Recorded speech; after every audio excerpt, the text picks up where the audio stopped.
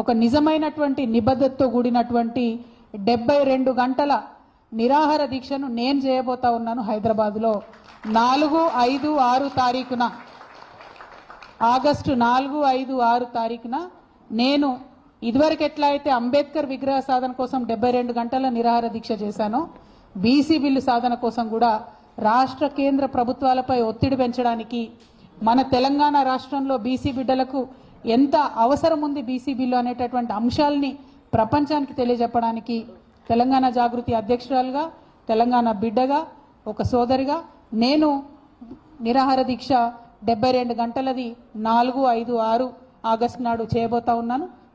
దీనికి సంబంధించి మేము ప్రభుత్వానికి కూడా ఇమీడియట్గా పర్మిషన్ కోసం పెట్టుకుంటాం. వాళ్ళు పర్మిషన్ ఇస్తే మంచిది, ఇవ్వకపోతే ఎక్కడ వీలైతే అక్కడ కూర్చొని 72 గంటలు మాత్రం ఖచ్చితంగా దీక్ష చేస్తాం. నాకున్న కాన్ఫిడెన్స్, నాకున్న విశ్వాసం ఏంటంటే అంబేద్కర్ విగ్రహం సాధించడానికి ఉమ్మడి ఆంధ్రప్రదేశ్లో 72 గంటలు నేను నిరాహార దీక్ష చేసిన.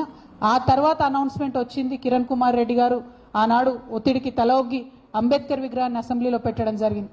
అదే పంతాను, అదే గాంధేయవాదాన్ని, అదే ప్రజాస్వామిక పరిధిలో మేము నిరసన తెలియజేస్తాం, అవసరాన్ని తెలియజేస్తాం. బీసీ బిల్లు ఎందుకు రావాలన్న అవసరాన్ని, మా నిబద్ధతను ప్రపంచానికి చాటుతామని ఈ సందర్భంగా మీ అందరికి కూడా నేను తెలియజేస్తూ